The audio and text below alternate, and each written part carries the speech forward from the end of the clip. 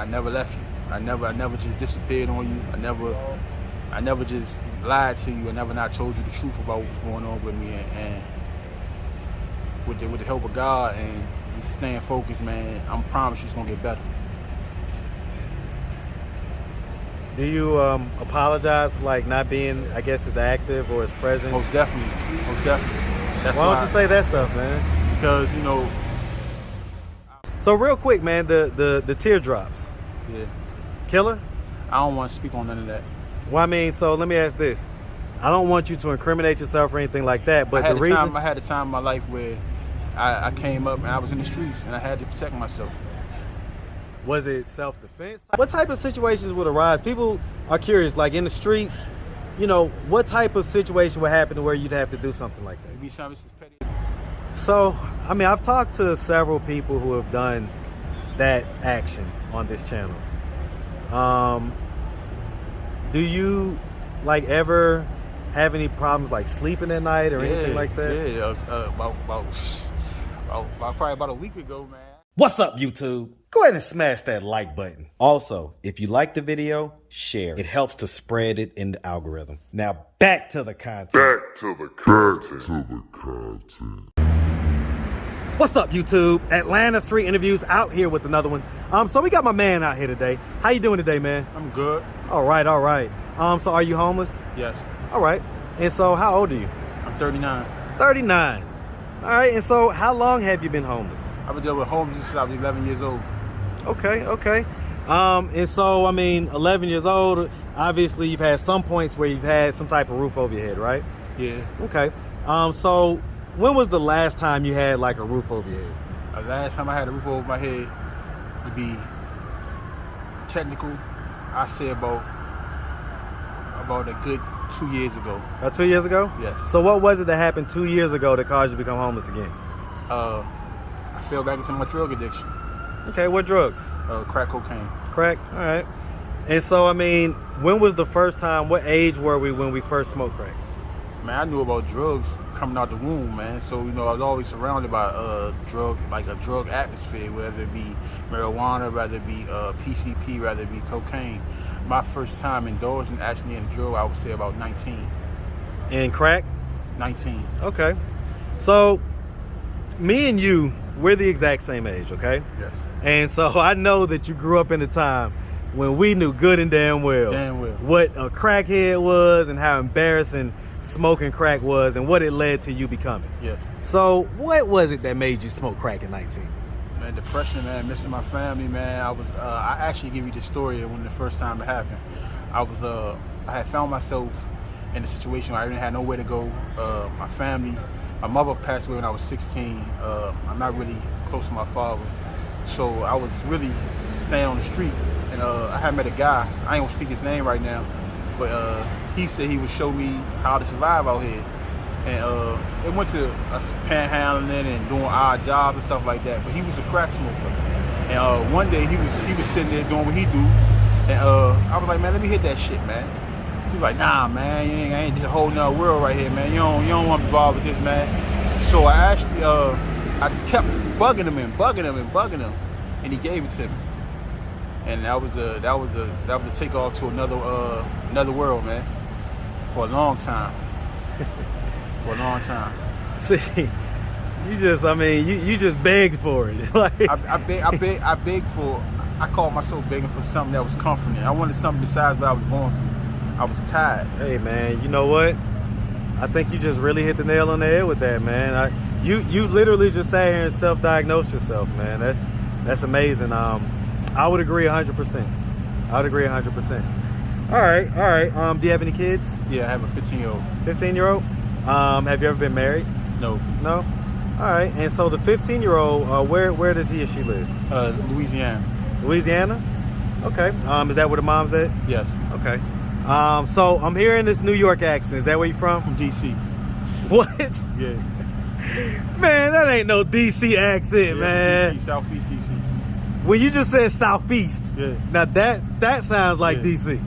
Okay, man. I thought I was hearing a New York accent. No, you're hearing the North accent. Listen, I lived in D.C. for several years, man. I went to Howard, so. Oh, you went to Howard? Yeah, okay. Georgia Avenue, all that. Okay, Howard. Hey, man, shout out that HU, man. Yeah, for HBCU. sure. HBCU.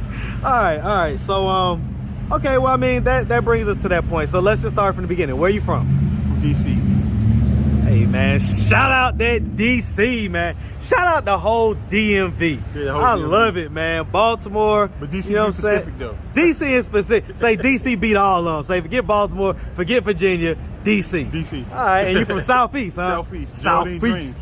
Hey, man, let me tell you something, man. I walked all the way from the Greyhound bus station all the way to Howard's campus one time, man. That nice little walk, man. Yeah. Nice little walk. Yeah, So. but you see, we had a nice scenery, though. Man, I all through Southeast, all right? Yeah. Trust me. Yeah. I've been in these streets. I've Yeah. been in these trenches. So Okay. anyway, man, all right. So growing up in D.C., man, did you have both your mom and your dad in the household? No. Okay. You grew up with just your mom? I grew up with my mom until I was 11 years old. Okay. And you say, what happened at 11? Her drug addiction became paramount to her taking care of me. Okay. In other words, people don't understand what I mean by paramount. Her It was drug more important. addiction exceeded what she can control. It went from being a every weekend thing, I guess, or every when our friends would pop up party thing, to being an everyday, all day thing. And I became neglected, and the school seen that. And, they tried to deal with my mom for a little while, to the point my mom just said, "Take him from me." I remember that day. She said that? She said that in the meeting. She said, "Just take him." And I remember that day in that meeting, like that probably. I remember that like I just woke up this morning. It's like burned into your memory, basically. Yes. How does that make you feel, man? At the time, it made me feel unloved, unneeded, unwanted, neglected, confused, misused, mistreated, all them things. Do you think that, did you ever like talk to a therapist or? I talked to plenty of therapists, but I've met some good people in my life that have helped me cope with what I'm dealing with, but nobody has understood what I've been through because they never walked in my shoes. You know, you can have two houses, and you have both of the houses experiencing the same turmoil, whether it be drug use, whether it be alcoholism, whether it be just straight neglect of a child. But you don't know what that child is actually going through. That child may have been raised a certain way before he started experiencing that. So that may be something that's totally foreign to him, neglect. You may have a child that doesn't even know what the family is, and he may just had a household. He just was in a household. He wasn't in the family. He didn't know what it was. Somebody to help him with his homework. Somebody to make sure he had a proper meal, clean clothes. Was that you? No, I didn't have. In the beginning, my mom did very good. My mom used to be a pharmacy technician.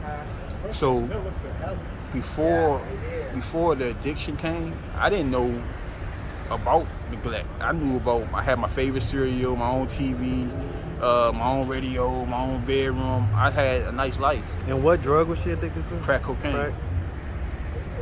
So, I mean, that leads me to, I guess, what would become an obvious question. I know. Why would you Why play like, with it? why would you begged for I it? I wanted to know what would make a person, what was so loving and caring and nurturing about the drug that would make a person turn on their own child, turn on their own family. What is so powerful about this?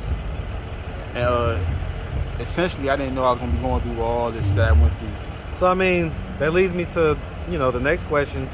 When was the last time you saw your 15-year-old? So my 15-year-old, I got in Atlanta about 7 months ago, so I'd say about 8 months ago. I talked to him about 3 nights ago. And why'd you come to Atlanta? Man, they say Atlanta's a city where dreams come true. You got opportunity out here. I do a lot of writing. I do a lot of, I'm actually working on a couple things now, a podcast, and just want to be something different than what I always experienced in life, man. I wanted to get around people that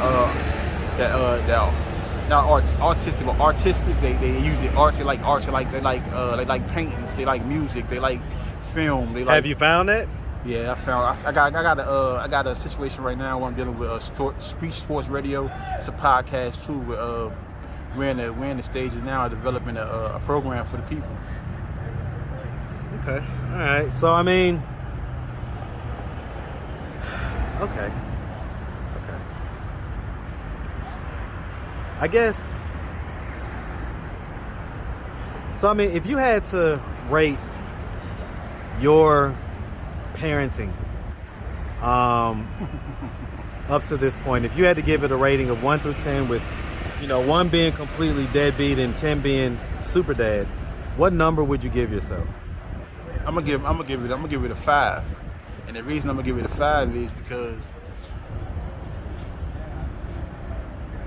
I have to have compassion and empathy for my mother, because she did try until she got tangled up into a world of drugs. So I'm not gonna pass that all on her, that everything that I've been through is because of her. Well, I'm asking about you. Because of me, yeah. I'm asking your parenting. My parenting? Like your parenting to your child. Oh, I'll give it a 2. I know better. I know better. Everything I've been through, I know I should be a lot. And I guess, that... Listen, man, I can't imagine walking in your shoes. So let me preface that by saying that. I can't even imagine. So, what I'm saying may just be completely ignorant. But it's like, you're literally kind of putting your son through the same thing that you went through. Yeah. So those same feelings of abandonment and lacking comfort from certain parts of their life, you're putting them through the same thing, man. Do you think about that? Constantly. How does it make you feel? Maybe want to do better. Maybe want to come out of this confusion that I'm in and just be better. Like, are you doing anything to do that? Yes, sir. Yes, sir. If you would have caught me with this interview, I'll give you a year ago, you wouldn't see the person standing in front of you. I'd be probably your size. I wouldn't be standing in Gateway. I wouldn't have a job. I wouldn't have plans. I wouldn't have an email. I wouldn't be contacting my family.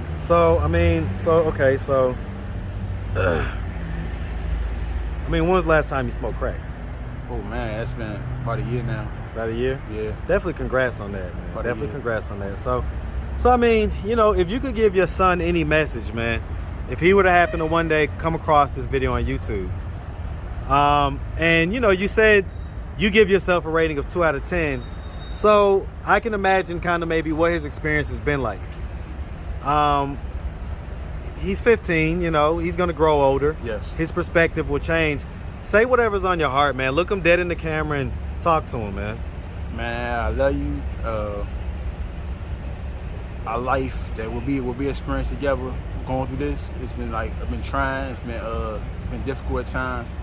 But one thing that, and I know you know this, that I never left you. I never just disappeared on you. I never just lied to you. I never not told you the truth about what's going on with me. And with the help of God and just staying focused, man, I promise you it's gonna get better. Do you apologize for like not being, I guess, as active or as present? Most definitely. That's why don't you say that stuff, man? Because I apologize when I can say it again. I apologize for being less active, for being less of a role model. Probably the times when you really needed me, I wasn't there. Probably couldn't get in contact with me when you really needed me, and I apologize for that, because that's not becoming of a man or a father. And I don't want you to feel like you're neglected out here and you don't have me when it comes down to it. Okay, man. Okay. All right, man. Hey, listen, man. I personally think those type of messages will go a long way, if not now, in the future. So salute, man. Salute. And salute in your journey, man. So it sounds like you're definitely on the right track, man. So if anybody out there wanted to reach out, help, or donate, do you have a way they could do that? Do you have social media, Cash App, anything like that? No, I don't need your social media. I don't want your Cash App, man. I just want you just to be a better person. You see this interview. If you lacking in something, or you feel like you can go harder and being a better person, figure out how to do it. You know what I mean? I don't need your money, because I'm provided for. God protects me, provides everything I need. I had the strength to get up every day to go get my own. Okay. Just work on yourself. So real quick, man, the teardrops. Yeah. Killer? I don't want to speak on none of that. Well, so let me ask this. I don't want you to incriminate yourself or anything like that, but I the reason had a time in my life where I came up and I was in the streets and I had to protect myself. was it self-defense type situation? Self-defense. Okay, so it wasn't By the like you was No, going. I You wasn't aggressive. like the okay. I wasn't the antagonist. Okay. What type of situations would arise? People are curious, like in the streets, you know, what type of situation would happen to where you'd have to do something like that? It could be something as petty as a dice game, $2. It ain't even about the money; it's the principle. $2? It could be something as petty as that. So hold on. So give me an example. Like y'all be shooting dice, you win $2, or they win $2, and what happens? You could be shooting dice and a person called. They call the dice. They say, "Man, I stopped the dice, so the point ain't go out." A person can say, "Man, you ain't stopped the dice, man. Your point, you crapped out." That's how I start. That's how arguments start. And so the people that you did that to were people that they were aggressive towards you first. Yes. You was not the aggressor. No. I was actually in a situation where a person was moving towards a pistol. They was trying to get towards their gun, and they was trying to show off that night, trying to just be the biggest man standing, and that wasn't in the cards for them. So, I mean, I've talked to several people who have done that action on this channel. Do you like ever have any problems like sleeping at night or anything like that? Yeah, probably about a week ago, man. I had one night, man. I couldn't sleep. Period. I couldn't. I closed my eyes. It was just too much. And you think it's in my because brain. of that? I know it was because of that. Because you gotta understand something, man. Whatever people may have any type of belief in this world, and you gotta understand creation. Creation is something that is sacred. I'm happy that it wasn't me, but I just wish it was another way that we could have resolved that issue besides where it went. And yeah, it bothers me that you took another person's life. That the reason that you took a person's life, the whole situation was just frivolous. So frivolous, so petty. It's like life is so Sacred. precious. Yeah. And to take it over, just the things that we take it over, man. I remember growing up, a kid at my church, man, was killed over Jordans. And it's just, oh man. Hey man, hey listen man, we all do things, we all grow up, man. So, you know, happy for growth, man. And you definitely seem like you've had a lot of growth. So yeah, I don't play with guns no more. I don't participate in no type of gambling. Period. I'm not even gonna gamble with you over the game. $1, nah, I don't do none of that. It made me a different person. I got a different outlook on life. I had to fight for my life after that happened. I was locked up for 3 years after that happened. I got a self-defense, but that was only because the people that was around the area when it happened, they was telling the truth. I could have got lost in the system behind that too. yeah. And even to his family, man, even to this day, I apologize. You know, I wish I wasn't in that whole situation the whole time. I just wish it was a different day, a different hour. I could have been somewhere else. I can't change it, and I apologize for it. But, you know, they try to make it, they try to really glorify killing. No. Especially in today's rap music, man, like the drill music and stuff. Those rappers are college graduates. They have an image consultant that they work with that teaches them or has them. They have an agenda. That's to have the people out here in complete disarray, murdering, raping, pillaging, and purging each other. That's not life. That's not living. That's not building. That's not growing. That's not elevation. Nah, you can't take a man's life and just say less, man. You Say less. You can't take a man's life. It's not right. You know, I'm not saying you have to protect your family or protect your life, but even at the same time, you have control. You got to think about the situation you put yourself in. Well, I mean, yeah, we gotta, as men, especially in our community, we have to do a better job controlling our emotions earlier in life. Yes. You know, as younger men, you know. So, all right, man. Well, hey, listen, man, I really appreciate you taking the time and just having a conversation with me, man.